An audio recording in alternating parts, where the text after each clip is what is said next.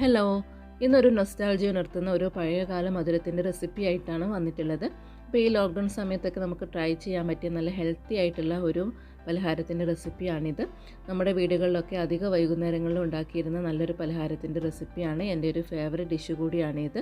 അപ്പോൾ നമുക്ക് ഒട്ടും സമയം കളയാതെ ഈ ടേസ്റ്റി ആയിട്ടുള്ള വളരെ ഹെൽത്തി ആയിട്ടുള്ള ഈ പലഹാരം എങ്ങനെ ഉണ്ടാക്കാമെന്ന് നോക്കാം. അപ്പോൾ അതിനായിട്ട് ഞാനിപ്പോൾ ഇവിടെ കുറച്ച് ഉണക്കപ്പയർ, അതായത് വൻപയർ ഒന്ന് വെള്ളത്തിലിട്ട് വെച്ചിട്ടുണ്ട്.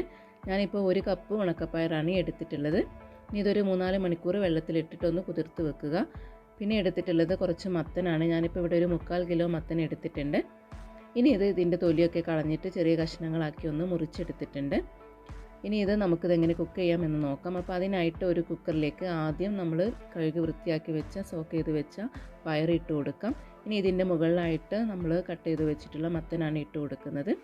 ഇനി ഇതിലേക്ക് ആവശ്യത്തിനുള്ള ഉപ്പാണ് ചേർക്കേണ്ടത്. അപ്പോൾ ഒരു 1/2 ടീസ്പൂൺ ഉപ്പ് മതിയാകും, കുറച്ച് ഉപ്പിൻ്റെ ആവശ്യമേ ഉള്ളൂ. ഇനി ഇതിലേക്ക് 1 കപ്പ് വെള്ളം ചേർത്ത് കൊടുക്കാം. ഇനി ഇത് മിക്സ് ചെയ്യൊന്നുമില്ല, ഇതേ രീതിയിൽ തന്നെ കുക്കറൊന്ന് അടച്ച് വെച്ചിട്ടാണ് ഇത് കുക്ക് ചെയ്തെടുക്കുന്നത്.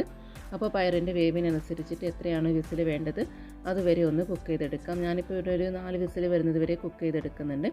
ഈ സമയത്ത് നമുക്ക് മറ്റൊരു സോസ് പാനിലേക്ക് ഒരു 2 അച്ച് ശർക്കര ഇട്ട് കൊടുക്കുന്നുണ്ട്. ഇനി ഇതിലേക്ക് 1 കപ്പ് വെള്ളം ചേർത്ത് ഇത് നന്നായിട്ടൊന്ന് ഉരുക്കിയെടുക്കണം. അപ്പോൾ ശർക്കരയൊക്കെ അത്യാവശ്യം നന്നായിട്ട് ഉരുകി വന്നിട്ടുണ്ട്. ഈ സമയത്ത് തീ ഓഫ് ചെയ്ത് വെച്ചിട്ട് ഇത് നന്നായിട്ടൊന്ന് അരിച്ചെടുത്ത് നമുക്കിതൊന്ന് മാറ്റി വെക്കാം. ഈ സമയത്ത് നമുക്ക് പയറൊക്കെ വെന്തോ എന്ന് നോക്കാം. ഞാനിപ്പോൾ ഒരു 4 വിസിൽ വരുന്നത് വരെ ഇതൊന്ന് കുക്ക് ചെയ്തെടുത്തിട്ടുണ്ട്. ആവിയൊക്കെ പോയി കഴിഞ്ഞിട്ടാണ് കുക്കർ തുറന്ന് നോക്കിയിട്ടുള്ളത്.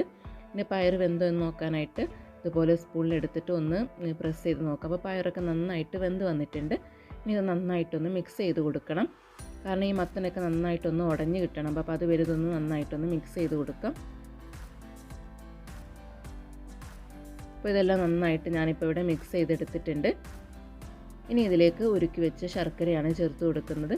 അപ്പോൾ ഞാനിപ്പോൾ 2 അച്ച് ശർക്കരയാണ്, ഇതിപ്പോൾ ഇതിലേക്ക് കറക്റ്റ് മധുരമാണുള്ളത്. അപ്പോൾ നിങ്ങളുടെ മധുരത്തിനനുസരിച്ചിട്ട് ശർക്കരയുടെ അളവിൽ വ്യത്യാസം വരുത്താം.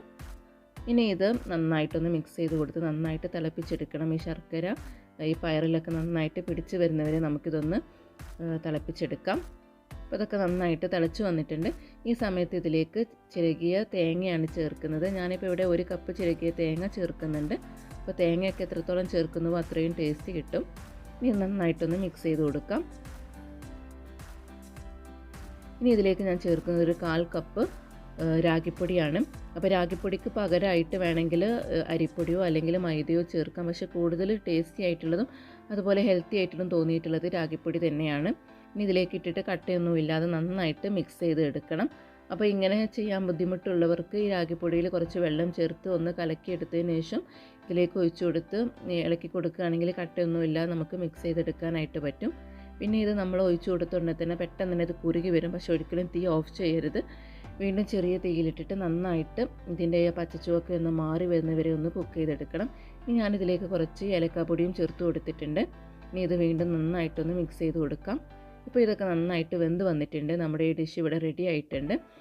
നല്ല ടേസ്റ്റിയും ഹെൽത്തിയും ആയിട്ടുള്ള നല്ലൊരു പലഹാരത്തിൻ്റെ റെസിപ്പിയാണിത്. അപ്പോൾ വൈകുന്നേരങ്ങളിലൊക്കെ ചായയുടെ കൂടെ എല്ലാവരും ഇതൊന്ന് ട്രൈ ചെയ്ത് നോക്കുക. നമുക്ക് എന്തായാലും ഇത് അപ്പോൾ ഇഷ്ടപ്പെട്ടാൽ നമ്മുടെ ചാനൽ സബ്സ്ക്രൈബ് ചെയ്യാനും ലൈക്ക് ചെയ്യാനും ഷെയർ ചെയ്യാനും മറക്കരുത്. വീണ്ടും മറ്റൊരു റെസിപ്പിയുമായിട്ട് ഞാൻ വീണ്ടും വരുന്നതാണ്. താങ്ക്